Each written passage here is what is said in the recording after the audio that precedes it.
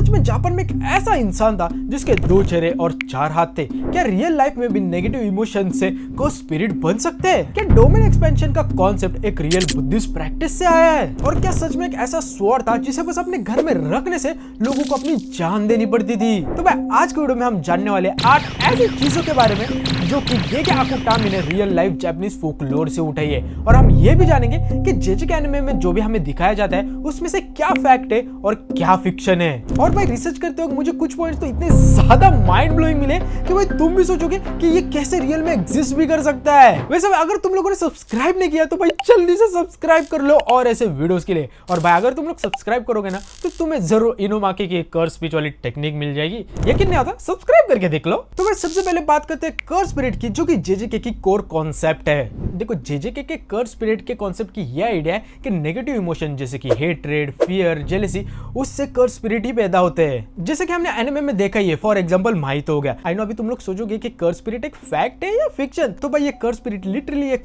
Fact है और real में एग्जिस्ट करता था लाइक ऑलमोस्ट 1200 साल पहले। देखो जापान में 8th सेंचुरी के टाइम से एक बिलीफ एग्जिस्ट करता है ऑनर्यू का। ये वेंजफुल स्पिरिट होते हैं जो कि तब पैदा होते हैं जब एक इंसान एक बहुत ही ज्यादा इंटेंस नेगेटिव इमोशन के साथ मरता है। लोग ये भी मानते हैं कि जितना ज्यादा एक पर्सन हेट्रेड, जेलेसी और फियर के साथ मरेगा उतना ही ज्यादा चांसेस है नेचुरल डिजास्टर्स कॉज करने के। और इसलिए भाई जापान में बहुत सालों से ऐसा मानते हैं कि ये सारे जो अर्थक्वेक, सुनामी जो जापान में होते रहते हैं ये सब वेंजफुल स्पिरिट की वजह से होते हैं। और अगर मैं रियल एग्जांपल दूं तो सुगावारा नो मिचिज़ाने एक रियल स्कॉलर और एक कोर्ट ऑफिशियल था इन 903 AD।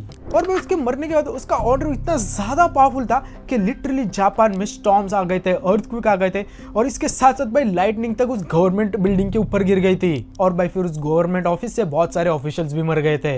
और भाई इसकी वजह से इतना ज्यादा डर का माहौल हो गया था कि लिटरली इंपीरियल गवर्नमेंट ने उसे एक गॉड का ही दर्जा दे दिया था। एंड इवन बाय आज के डेट तक 2026 में उस बंदे का एक श्राइन है जापान में जिसे तुम आज भी जाके देख सकते हो। सो नो डाउट भाई कर्स स्पिरिट एज अ कॉन्सेप्ट जरूर फैक्ट है, पर जो जेजेके में हमें दिखाया है कि कर्स स्पिरिट एक फिजिकल बॉडी के थ्रू इमर्ज होते हैं, मतलब कि बॉर्न होते हैं, ये सब गेगे आकुटामी की थिंकिंग है और उसका फिक्शनलाइजेशन है। अब सेकंड पॉइंट की बात करते हैं जो कि है जेजेके का सबसे आइकॉनिक सिस्टम, अपना डोमेन एक्सपेंशन। अगर हम बात करें डोमेन एक्सपेंशन की तो जेजेके में ये एक प्राइम लेवल की टेक्निक है जिसमें यूजर अपने इनर वर्ल्ड को रियलिटी में मैनिफेस्ट कर सकता है और एक एनक्लोज स्पेस को क्रिएट कर सकता है जिसके अंदर उसकी टेक्निक गारंटीड हिट होगी। और इसके लिए भाई many sorcerer different kind of hand science को यूज करते हैं, बिल्कुल नारुतो के जैसे। सो भाई क्या ये चीज भी एक फैक्ट या रियल में एग्जिस्ट करने वाली चीज है या फिर एक फिक्शन ही है जो कि गेगे आकुटामी ने बनाया?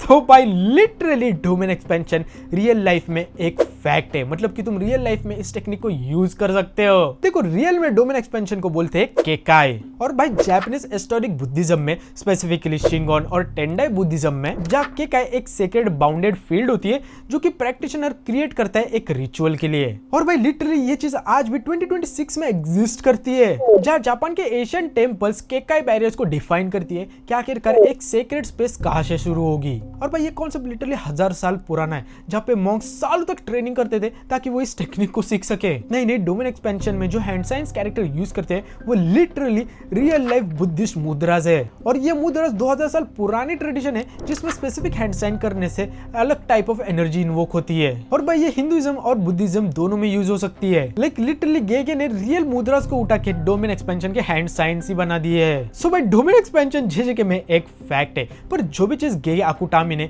अपना डोमेन एक्सपेंशन में बताइए कि कैसे डोमेन एक्सपेंशन में एक गारंटीड हिट मिलती है, ये सब गेगे आकुटामी का एक फिक्शनलाइज्ड वर्जन है। अब इसके बाद नेक्स्ट बात करते हैं कर्स टूल्स के बारे में। सो देखो अगर हम बात करें कर्स टूल के बारे में तो एक ऐसे टूल्स है जेजेके में जो कि कर्स एनर्जी से इन्फ्यूज्ड होती है और वो कर्स स्पिरिट को मारने के लिए यूज होती है। और कोई भी भाई नॉर्मल इंसान इन टूल्स को हैंडल ही नहीं कर सकता। तो भाई क्या कर्स टूल भी रियल में एग्जिस्ट करते थे? तो हाँ भाई ये चीज भी एक रियल फैक्ट है। देखो 15th सेंचुरी में एक जापानीज स्वॉर्ड स्मिथ था बाय द नेम मुरासामा जो एक्स्ट्रा ऑर्डिनरी शार्प स्वॉर्ड्स को बना सकता था। लेकिन भाई ऐसे ही एक दिन तोकुगावा क्लैन के लिए इनमें से एक स्वॉर्ड एक कर्स बन गई थी। और भाई अब इसके बाद में जो बोलने वाला हूँ ये लिटरली डॉक्यूमेंटेड हिस्ट्री है। देखो हुआ ऐसे कि तोकुगावा लियासु के दादा जिसका नाम था अपना मात्सुदाइरो कियोयासु, उसके एक सबऑर्डिनेट ने मुरामासा स्वॉर्ड यूज करके उसे मार दिया था, मतलब कि जानबूझ के नहीं बट गलती से मार दिया था। इसके साथ उनके पिता हिरोटाडा, उसके ऊपर भी भाई इसी स्वॉर्ड से हमला हुआ था। नहीं हिरोटाडा के बेटे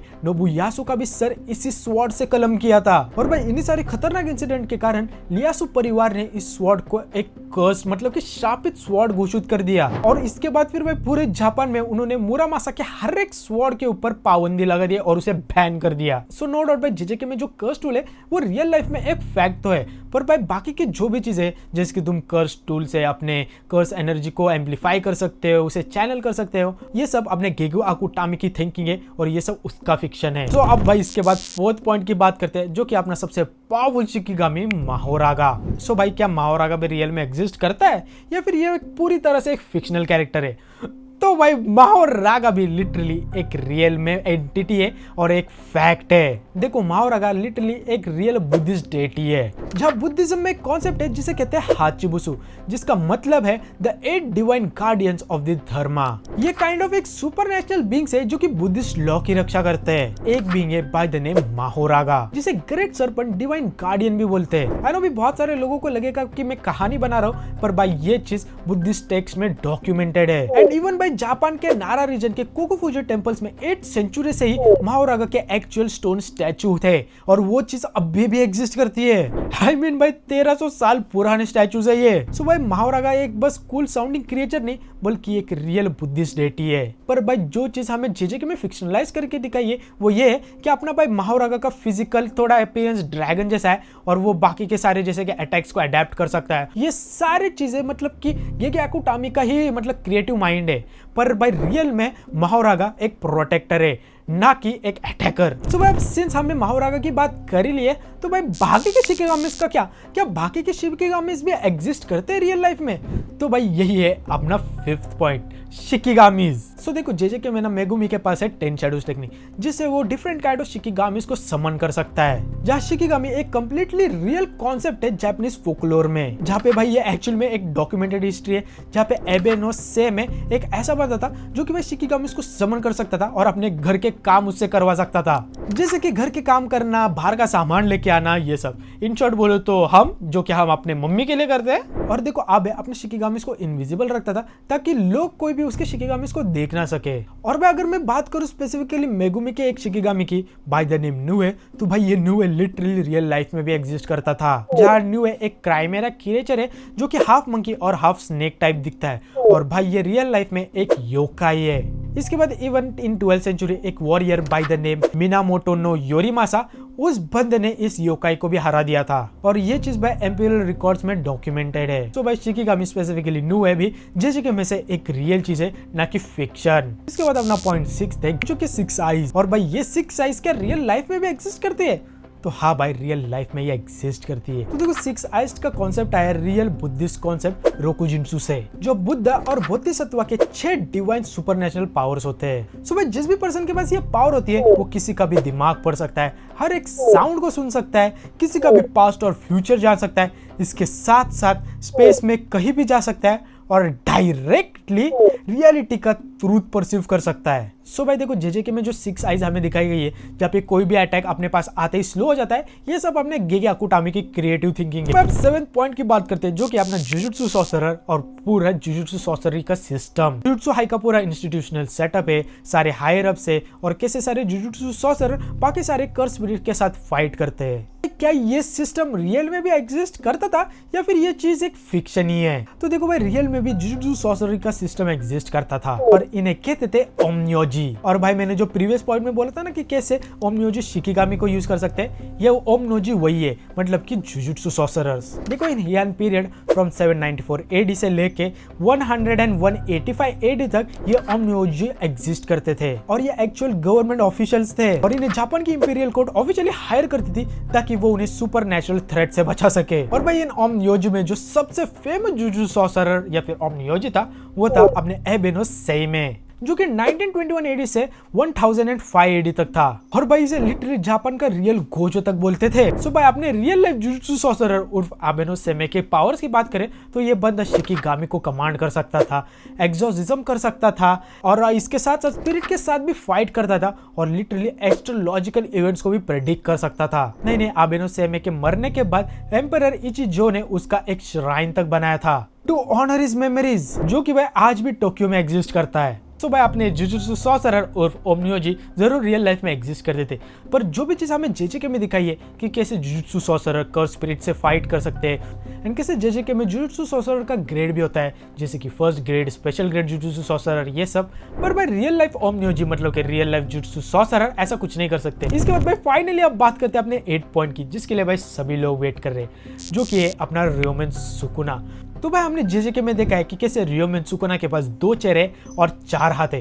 तो क्या ऐसा डीमोनिक पर्सन, एक ऐसा एंटिटी रियल लाइफ में भी एग्जिस्ट करता था? तो हाँ भाई, ये चीज कोई फिक्शन नहीं है। रियोमेन सुकुना रियल लाइफ में एग्जिस्ट करने वाला एक पर्सन है और ये लिटरली जापान की डॉक्यूमेंटेड हिस्ट्री में है। देखो, जापान की दूसरी सबसे पुरानी history book by the name Nihon Shoki, जिसे 720 एडी में लिखा था, उस बुक में एक रियल पर्सन का जिक्र हुआ था बाय द नेम रियोमेन सुकुना, जहां एम्परर निंतोकु के जमाने में, जो कि है अराउंड 300 to 400 एडी में, जहां हिडा प्रोविंस में, जिसे आज का गिफू प्रीफेक्चर भी बोलते हैं, वहां एक बंदा रहता था जिसके लिटरली 2 चेहरे थे और 4 हाथ। और वो बंदा इंपीरियल रूल को बिल्कुल भी नहीं मानता था और पूरे रीजन के ऊपर टेरर बना के रखा था और चाहता था कि वो सारी चीजों के ऊपर राज करे, जिसके कारण भाई जापान की सरकार ने लिटरली एक आर्मी भेजी थी एक अकेले इंसान को मारने के लिए। पर देखो, एक इंटरेस्टिंग चीज ये है कि हिडा के जो लोकल लोग थे वो रियोमेन सुकुना को एक भगवान मानते थे, क्योंकि जब सुकुना के मरने के बाद उसके बॉडी को ममीफाई करके सील कर दिया था,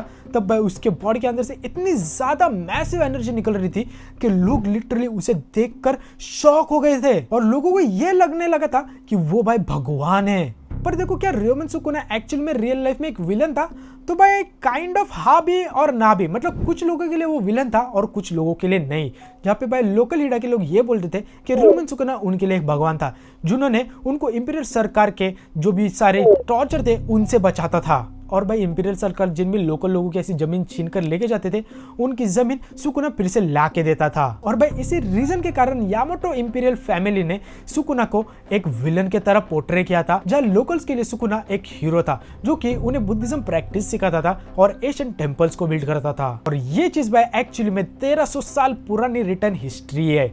सो भाई माइंड हो गया कि नहीं ब्लोन? इससे हमें ये समझ में आता है कि गेगे आकुटामी ने real life mythology, real life Japanese history में से कितने सारे चीजें से इंस्पिरेशन लिए, और भाई इसी की वजह से हमें जेजेके एनिमे जैसा इतना वाडियो एनिमे देखने को मिला है। पर भाई क्या पता क्यों बाकी लोग जेजेके एनिमे को बहुत ही ज्यादा हेट करते, पर I genuinely love this anime. So भाई आई होप सो तुम्हें ये वीडियो पसंद आई हो, और अगर आई हो तो ऑफ कोर्स भाई लाइक एंड सब्सक्राइब करो। और वैसे तुम्हें क्या लगता है, क्या रियोमेन सुकुना रियल लाइफ में एक हीरो था या विलन? सो भाई मिलते हैं नेक्स्ट वीडियो में, तब तक के लिए be the best, bye bye. よかせ好きに倒しこの茎の味 I love it so much 暑さに散々curseしてたのに Gone too fast now I miss the heat